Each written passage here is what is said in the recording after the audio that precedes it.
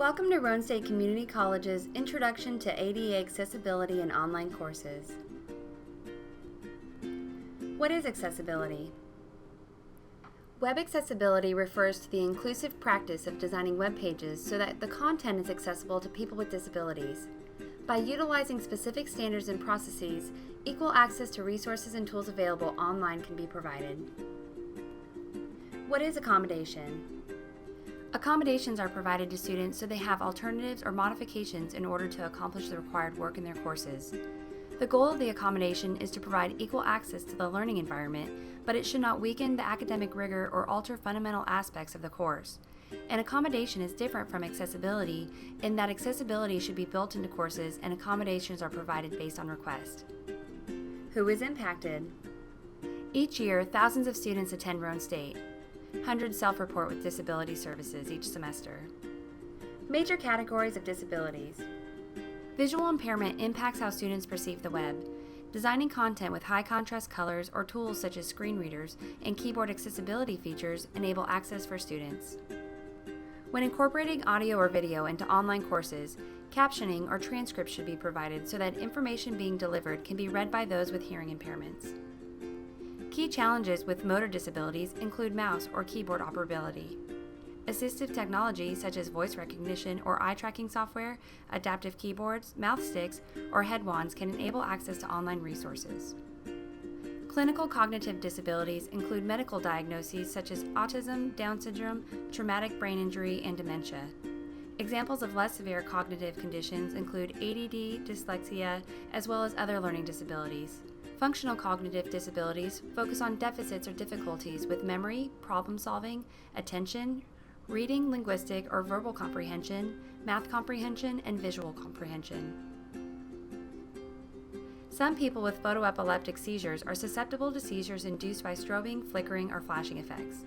While most web content is harmless, there are legal restrictions prohibiting flickering effects with a frequency greater than 2 Hz or 2 flickers per second and lower than 55 Hz. Some special effects may not cause seizures, but instead induce nausea or dizziness, so it is important to be mindful of content that may have distracting or sickening effects. Policies and law. The Rehabilitation Act of 1973 was the first major legislative effort to offer a range of services for people with physical and cognitive disabilities. Section 504 and 508 address civil rights issues. It has been amended to include access to a range of services, including information technology such as web services.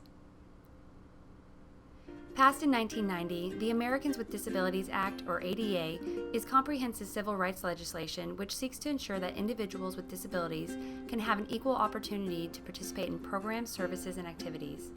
Title II of ADA states that communication with people with disabilities must be as effective as communication with others, and Title III addresses public accommodation. In 2008, the World Wide Web Consortium released WCAG, or Web Content Accessibility Guidelines, which is a technical standard that has become a shared standard for web accessibility. It is primarily intended for web content developers, web authoring tool developers, or anyone who wants to ensure that the web content they release is more accessible to people with disabilities. The U.S. Department of Justice and U.S. Department of Education sent out a formal letter to all college and university presidents explaining the necessary ADA compliance requirements in higher education. They note that technology is the hallmark of the future, and technological competency is essential in preparing all students for future success. Requiring use of an emergent technology when it is inaccessible to an entire population of individuals with disabilities is discrimination prohibited by the ADA and Section 504 of the Rehabilitation Act of 1973. A team from each institution attended to discuss the implementation and support of accessibility efforts across all schools within the TBR system. Vice Chancellor Tristan Dunley announced accessibility task forces would be organized at each institution. In addition, faculty from the top 30 courses at each school will be required to attend TBR accessibility training in order to update their course content to meet legal standards. Training and support. It is important to begin to understand the laws that institutions of higher education are required to comply with and learn basic web accessibility principles that you can implement in your courses. TBR and Roane State Center for Teaching Arts and Technology, or CTAT, are working to offer both face-to-face and online courses so that resources and training opportunities are readily available to all full-time and adjunct professors. In learning accessibility design principles, the college asks that moving forward, all faculty members strive to update and make new course material accessible.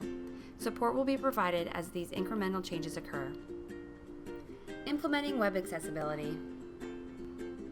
As you learn effective ways to design your own course content, please remember that you are supporting our mission to provide equal access to education for all students, regardless of any physical or cognitive disabilities they may have.